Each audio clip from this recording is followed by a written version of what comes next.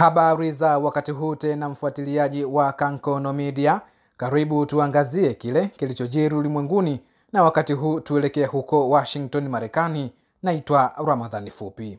Rais wa Marekani Donald Trump amesema kwamba endapo waziri mkuu wa Israel Benjamin Netanyahu ataendeleza vita vyake katika maeneo mbalimbali ulimwenguni, hasa katika ukanda wa Gaza pamoja na Iran, basi rais huyo ataachana kabisa na taifa hilo la Israel.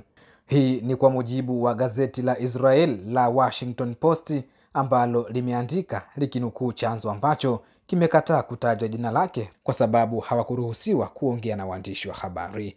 Na nukuu, Trump amekuwa akiijulisha Israel, tutakutelekeza ikiwa hautamaliza vita hii, kilisema chanzo hiko.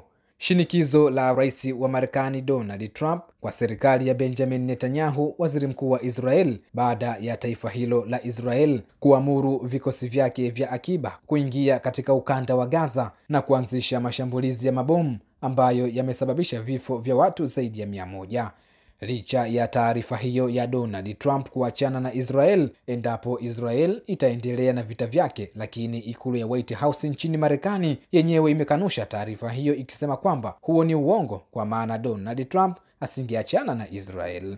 Na nukuu, huo ni uongo, wazo kwamba tutaiacha Israel, huo ni upuuzi, alisema afisa mmoja wakati akizungumza na Ynet ya Israel.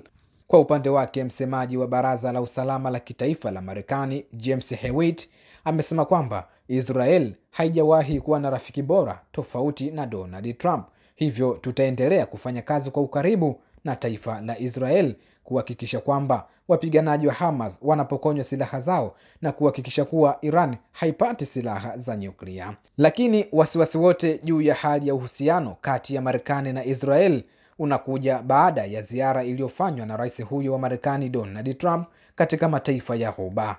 Donald Trump siku chache zilizopita alifanya ziara katika mataifa ya Kiarabu, ikiwa ni pamoja na taifa la Qatar, Saudi Arabia na Umoja wa Falme za Kiarabu. Lakini katika ziara hiyo Donald Trump wala hakufika katika taifa la Israel, jambo ambalo limeibua maswali mengi kwamba je, huu ni wakati ambao Donald Trump anaiacha Israel na kutoipa tena misaada?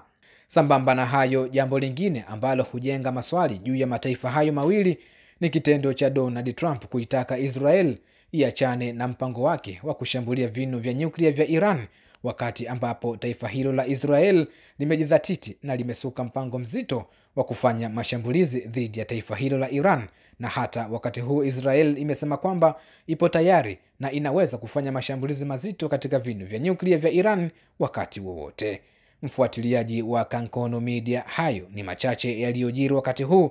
Usisahau kusubscribe, kulike, kushare na kukomenti ili uwe wa kwanza kupata taarifa mbalimbali. Naitwa Ramadhani Fupi.